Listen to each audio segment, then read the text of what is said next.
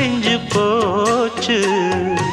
ஈசான மூலையில லேசான பள்ளி சத்தம் மாமன் பேர சொல்லி பேசுது.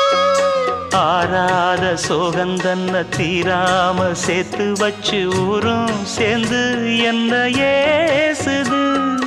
மாமா மாமா உன்னத்தானே எண்ணி நானும் நாளும் தவித்தேனே.